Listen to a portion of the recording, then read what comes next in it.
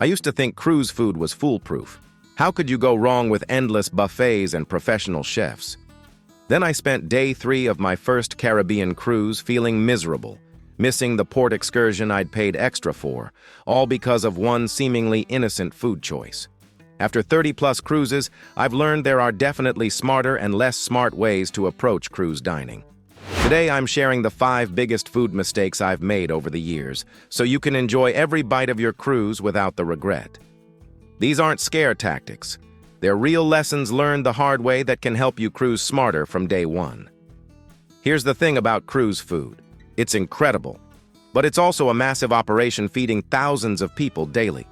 Understanding how that works can make the difference between amazing meals and disappointing experiences.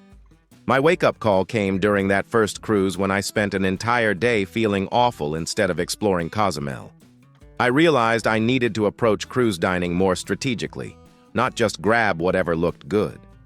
That experience started my education in smart cruise eating. What I learned changed how I think about buffets, timing, and making choices that enhance rather than derail my vacation. Here are the mistakes that taught me the most. Mistake number 1, the condiment station gamble.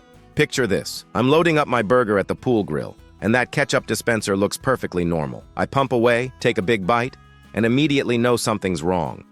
The ketchup tastes off, almost sour, and within hours, I'm feeling queasy. Here's what I learned from that experience. Those communal condiment dispensers get heavy use in hot weather, and they're not always replaced as frequently as they should be. When something sits in Caribbean heat for hours, bacteria can multiply quickly. My solution now? I watch for crew members with individual condiment packets. They usually have them behind the counter and are happy to provide them if you ask. Could I get some fresh ketchup packets? Works every time. Even better, I learned to time my meals around crew changeovers, typically around 11 a.m. and 6 p.m. when fresh supplies come out. The food is fresher, the condiments are newly stocked, and the crew has more time to chat about what's best. The lesson isn't to avoid condiments entirely, it's to be strategic about when and how you get them. Fresh packets beat dispensers that have been sitting in the sun all day.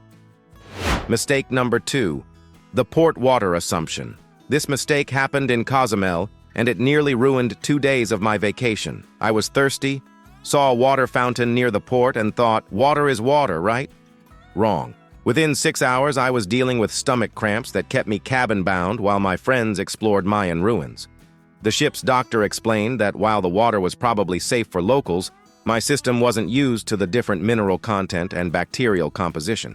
Now I follow what I call the bottle rule in ports. Sealed bottles only, even for brushing teeth. It's not about the water being dangerous. It's about avoiding digestive disruption when you're trying to enjoy your vacation. On the ship, I learned an interesting trick from a veteran cruiser named Frank. Ship water is perfectly safe but can taste metallic due to desalination. Frank fills his water bottle from the filtered stations in the dining rooms. Same water, but filtered for better taste. The cost of bottled water in ports, $2 to $3, is nothing compared to missing a day of activities. Prevention beats treatment every time when you're on vacation. Mistake number 3, the buffet egg trap. My third cruise, I'm loading up on scrambled eggs at the buffet, thinking I'm making a healthy choice. They looked normal enough, but one bite told a different story. Rubbery, bland, and definitely not what eggs should taste like. A friendly crew member, seeing my confused expression, explained that buffet eggs are often made from powder to handle volume and maintain consistency. They sit under heat lamps for hours, getting more rubbery as time passes. That's when I discovered the omelet station tucked away near the main buffet. Carlos, the chef there, makes fresh omelets to order with real eggs, real cheese, and fresh vegetables. Most people never see this station, he told me while preparing my personalized omelet. They get focused on the big buffet display. The difference was incredible, fluffy, flavorful, and made exactly how I wanted it. Takes a few extra minutes, but worth every second. Now I always do a quick walk around any buffet before committing to anything. Those made-to-order stations are often the hidden gems that most passengers miss completely. Mistake number 4, the ice cream machine oversight. This one sounds silly, but hear me out. I'm getting soft served by the pool, not thinking about anything except how good it's going to taste. Then I notice a kid ahead of me licking his hands after touching the machine lever, and suddenly I'm very aware of what I'm about to put in my mouth. The revelation wasn't that ice cream machines are dangerous. It's that a little awareness goes a long way. Now I grab napkins to pull the lever, or honestly, I just ask for a bowl instead of a cone. Less contact with surfaces others have touched, and easier to eat without making a mess. But here's the real discovery. Most ships have multiple ice cream stations. The main pool area is chaos, but there's usually another one near the sports deck or adult pool that's practically empty. Same ice cream, zero crowds, often cleaner setup. The lesson? Sometimes the best experience is just 50 feet away from where everyone else is standing in line. Mistake number 5, the breadbasket trap. This mistake cost me more than discomfort. It cost me money. I'd sit down for dinner, immediately dive into that warm breadbasket, and by the time my appetizer arrived, I was already full. I was literally paying cruise prices for bread while missing out on the meal I'd actually ordered. A nutritionist named Sarah, who I met on a Mediterranean cruise, called this eating dessert first and calling it bread. Those rolls have about the same sugar and calories as cake, but because they're called bread, we think they're just part of the meal. Sarah taught me menu triage. Read the entire menu first, decide what you really want, then allow yourself exactly one piece of bread to pace the meal. You wouldn't eat 4 slices of cake before dinner, she pointed out. So why eat 4 dinner rolls? The game changer was discovering artisan bread options. Most ships have real sourdough, herb breads, and whole grain options tucked away. You just have to ask. 1 slice of quality bread is more satisfying than 3 generic rolls. Now I approach bread strategically instead of automatically, and I actually enjoy my expensive entrees instead of being too full to appreciate them.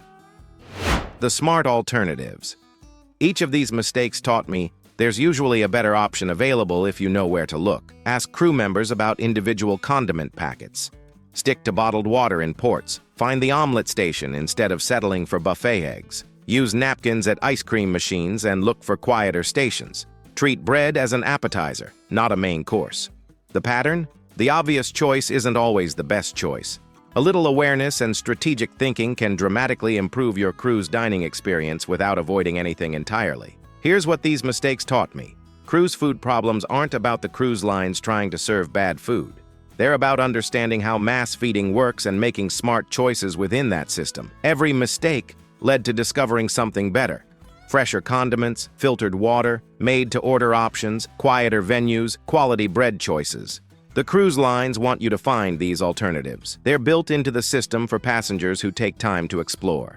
Smart cruise dining isn't about fear or avoidance. It's about understanding your options and making informed choices. Each of these lessons helped me eat better, feel better, and enjoy my cruises more. The goal isn't perfect food decisions every time. It's about having enough awareness to make good choices most of the time, so when you do indulge, you can enjoy it without regret. Your cruise should be about relaxation and discovery, including food discovery. Now you've got the knowledge to avoid the mistakes I made and find the better options from day one.